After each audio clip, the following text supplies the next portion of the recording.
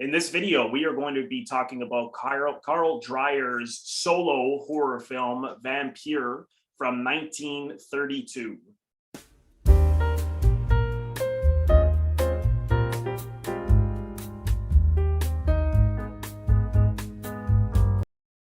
And my guest today, I want to welcome back David Voigt, who is a film critic. He's a Toronto-based writer with a problem and a passion for the moving image and all things cinema. Having moved from production to the critical side of the aisle for well over 10 years now at outlets like theexaminer.com, criticized this, that shelf, to Night newspaper. He's been all across the city, country, and the continent in search of all the news and reviews that are fit to print from the world of cinema. I love that. Dave, welcome back. Thanks for having me, buddy.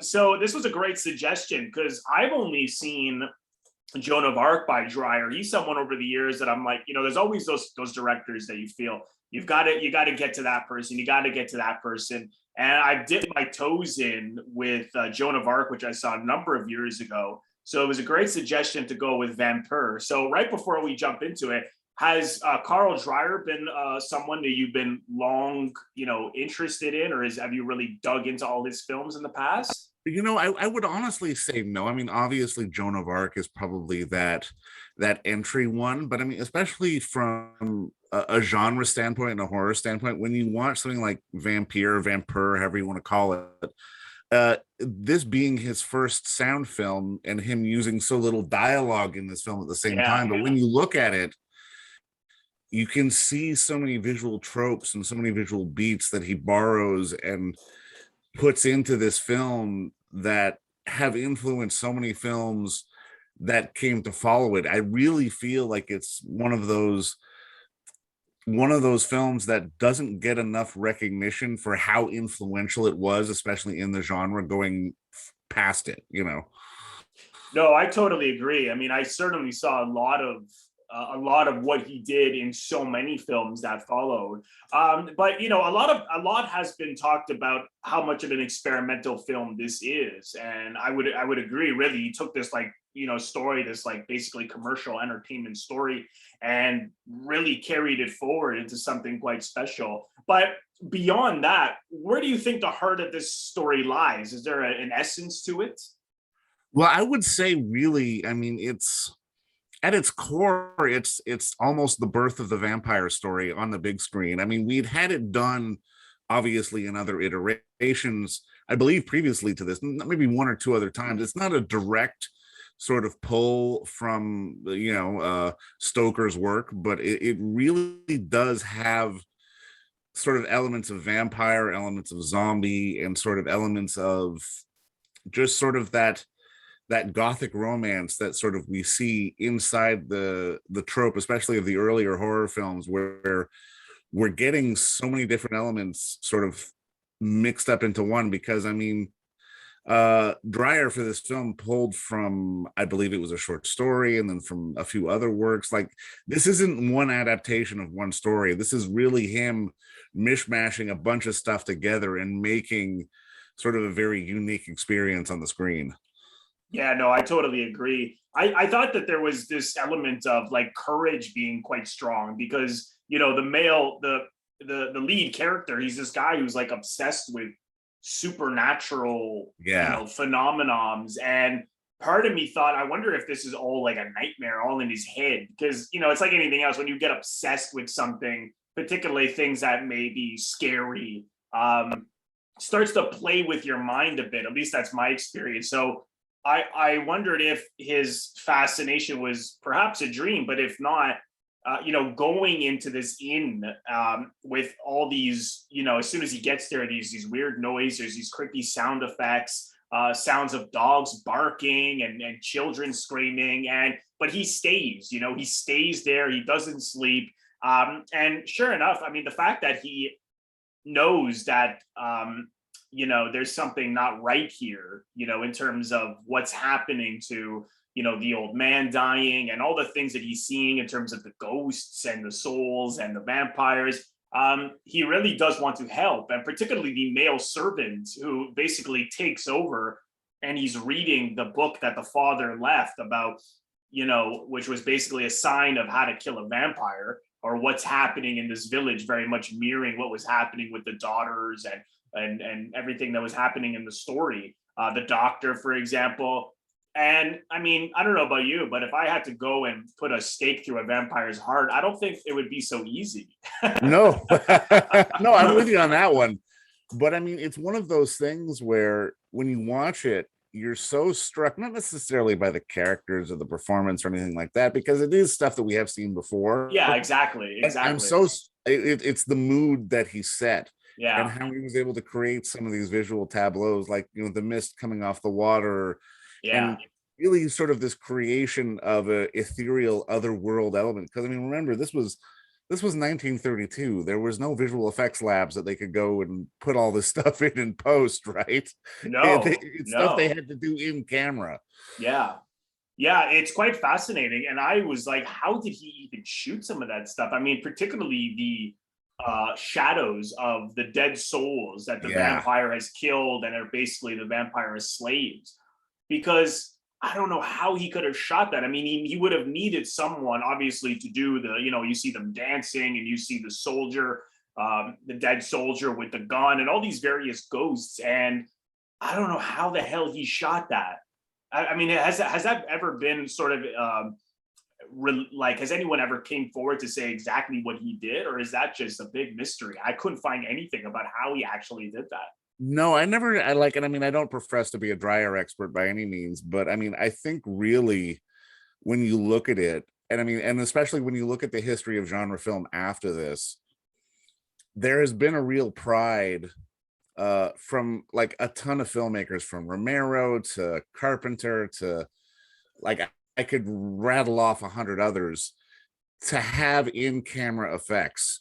And I think this film is probably one of the first examples of that, which I think a lot of people sort of either purposely or unpurposely have pulled from ever since then. No, I agree. And, the fact that he shot this on location, low budget, as you said, no special effects. And I think it worked to his advantage because those rooms you can tell are small, like they're tight. And it gave this feeling of just being squished and choked to death, so to speak, and having nowhere to go, nowhere to run. Which I really think it's interesting how you can, and I think it's a great note for filmmakers. Like sometimes you are not going to have a lot of resources, so you're going to be forced. John Cassavetes talked about that. It's like we have to turn this small bedroom into a palace. Well, how are we going to do that? Well, why don't we get some lights up and you start to figure it out.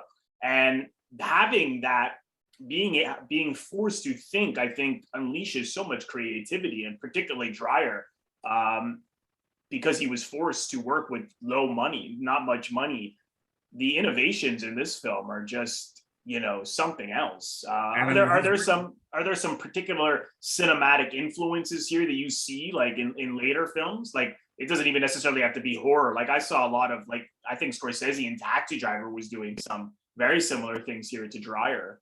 No, absolutely. I agree with you. I mean, like you said, it's that claustrophobic nature, that sense of mood. Yes. And I mean, and sort of the ability to not be driven by dialogue. Yeah. And to stay on a frame. And I mean, even stuff that we would see in like the films of Eric Romer or some of the French New Wave stuff, it's not relying on action per se. It's relying on mood. It's relying on environment. Right. Which I really think sort of allows so much more to come out rather than trying to force it. You know what I mean? Yeah. No, I totally agree with you on that. Some of those shots, which I thought were really interesting, is when you saw the young man going into one room, particularly the doctor's office, the evil doctor who's working with the vampire, and he pans around, he shows the room too, and it's very, gothic looking and very, like some deep disturbed person working there. And instead of what is typically done, you just have the person walk through the room, or not even show the person, just show them go into a room and cut to them in the next room. And he makes his choice to establish this environment in which the young man is entering into, that this is like a terrifying place. And it reminded me of, like, in Taxi Driver, when you saw De Niro when he gets hired at the cab company, and Scorsese pans the entire environment of which he's working in and what his life is now going to be like in these garages and these smoke filled almost horror like environments, and then they meet him on the other side, and I don't know if that popped out to you. A little bit, yeah. I Yeah, mean, I was even thinking a little Wells from Citizen Kane, just sort of giving us these enclosures and giving us again this real sense of confinement, because I mean it's one of these things that, I mean, this was 31, 32, so obviously it 32, was yeah. pre-World War II. But I mean, you can see, I mean, I don't remember the exact timeline, but I mean, obviously in the studio system back then, until the Universal horror pictures, the horror genre was like B and it was thrown away. And then even after the Universal horror pictures, it was B and it was thrown away.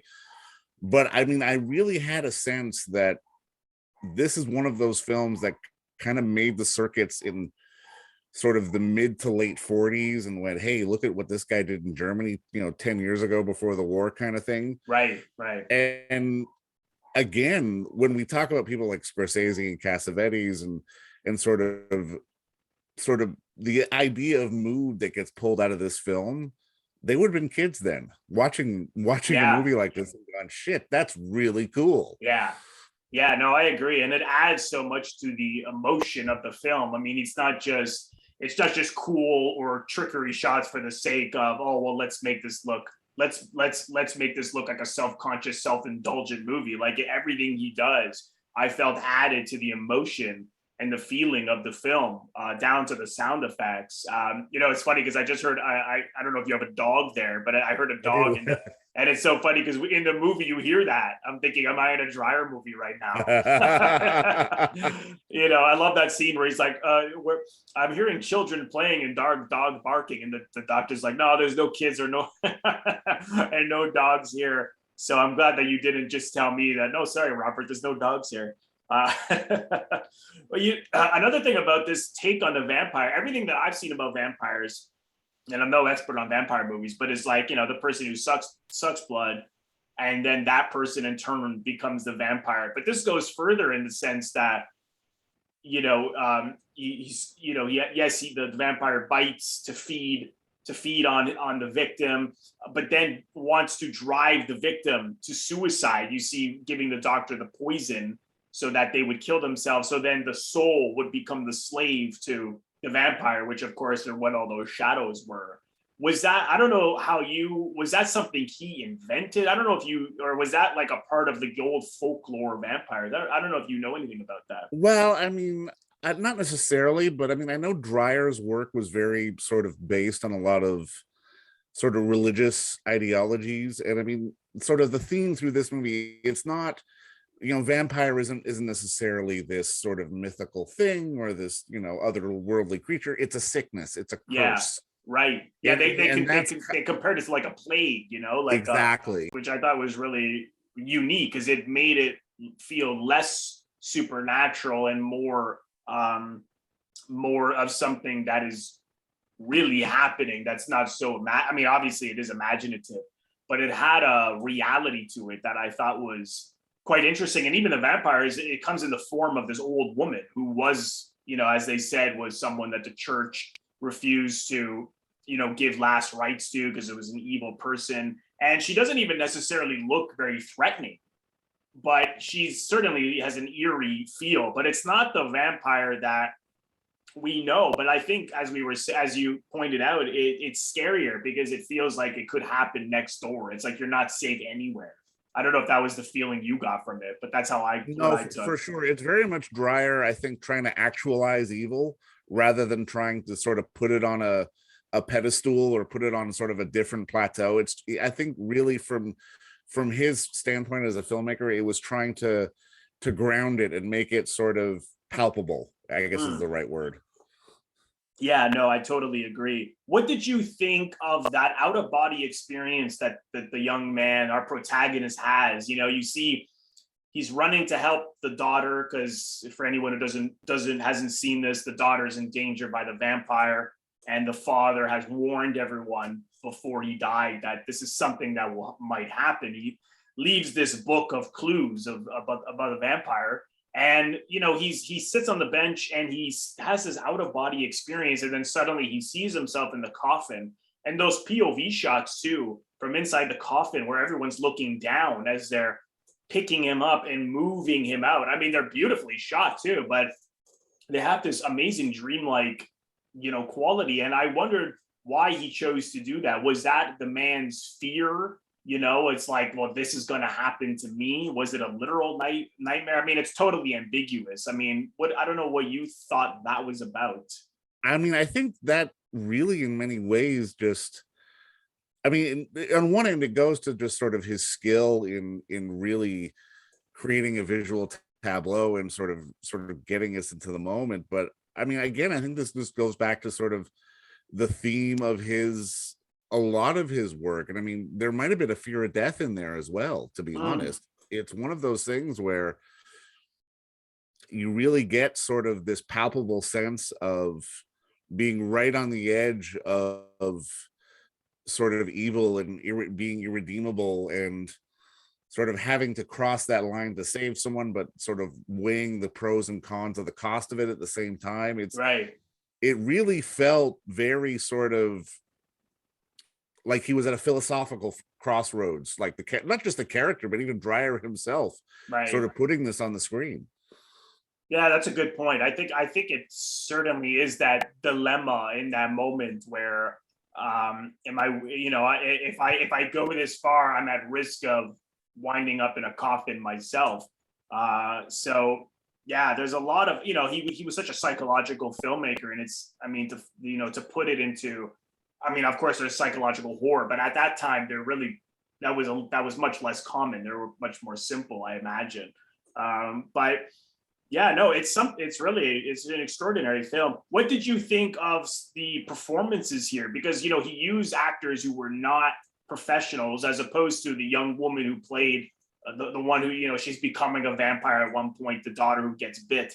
But everyone here, apparently these are people he met in Paris, and even the young man who is the he actually produced the film. That was the reason he was the lead. I'm sure you read that. He's like, well, I'll finance it if you give me the lead. That was Julian West, and the character is Alan Gray as the lead. What did you think of the others? I mean, everyone was solid. I mean, it wasn't necessarily a question of, bad or good, but I mean, I think for me, just in watching it, because I mean, correct me if I'm wrong, this was either his first sound film or one of his first sound films. Yeah, his first one. Yeah. You really felt sort of that element of experimentation. And I mean, it was almost a borderline fear, which was kind of fascinating to watch. Right. Because again, especially back then, talkies were a scary thing, because people didn't know how to make them and they didn't know how to do them. And this was really him going into another milieu as a filmmaker. And I mean, at least for me, it's that palpable energy that not just in the film, but even in some of the performances as well, that I got watching it, because everyone in there is kind of in the unknown. Mm-hmm. Yeah, that's a good point. I actually thought everyone was quite good too. Just that he seemed to cast, and Fellini was great at this too, just casting people with the perfect looks. Yeah, no, he was very much like that. Yeah, just the perfect faces. I mean, I think the fact that he had to use the lead here because he was also the financer, but that guy had just this look of innocence and fear to him, and the father as well, just this ghostly expression. I mean, when he walks in the beginning, and you don't even know who he is, but he has a terrifying look about him. And then even later, as he's haunting the doctor in that, like, massive face that they put outside the window, which drove the doctor into that abandoned factory where he meets his demise. I think just the expressions were incredible. And, he shot this like a silent film. So no one it was all dubbed and post later, but I forget that there's even any dialogue in it, because totally. Yeah.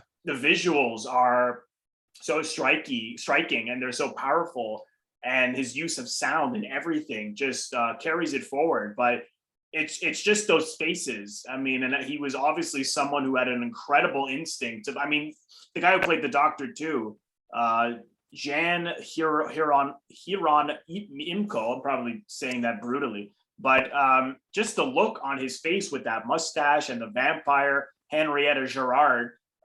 Like I said, Sybil Schmitz, who played the daughter, she was an actress, and that close up of her as she's becoming a vampire, just the expression that she found was, he puts it like a super close up, so intimate. It reminded me of his previous film, The Passion of Joan of Arc. I just thought, wow, I mean, it's incredible. It's incredible what some directors can do. It's just led with one's instinct and one's ability to get to the heart of something, both visually and with performances. I mean, I really have to take a deep dive into his other films because I've only seen 2. So no, and I mean, honestly, sometimes it's the amateur performance that really gets the honest performance, and that, not every director can pull that out of people, but Dreyer obviously was somebody who could. Yeah, no, I totally agree. Was there any other thing you wanted to mention about this film? You know what? I think just on a grander scale, just in terms of how, and I mean, you and I say this a lot, but I mean, it's one of those things where, especially when it comes to cinema, I've always found it important to understand the history and to know where things came from and to really have an appreciation of sort of the evolution of everything from, like, be it a genre like horror, like a vampire story, but just how things are told visually and how performances are crafted. I really think this is one of those films where we get to see so much that gets used later on. And this is never one of those films that people go, oh, well, Vampyr, yeah, that's right, a seminal inspirational film. It's like, yeah, no one says it, but it is, because it's considered sort of German and art house and that kind of thing. It's not Lugosi on the set, on the Universal set, with the cape kind of thing. It's a different kind of horror movie. Mm-hmm. But I think it's been really influential, like, going with so many other films that have been made since then. No, I completely agree. There's a couple of people who are big horror fans, and I've asked them about this film in the past, and I always get like a shrug, and I always wonder why that is. I mean, is it because the genre has maybe just gone, far with blood and gore, and maybe people like that sort of excitement as opposed to this more psychological, very almost feels closer to life kind of story? Or I don't know if you've ever asked anyone, big horror fans about this movie. Well, I mean, I have some, but I mean, it all depends on how much they've watched. I mean, for some, it starts in the 70s and the 80s with the slasher and the gore. Exactly. For some, it's earlier than that with some of the more psychological stuff.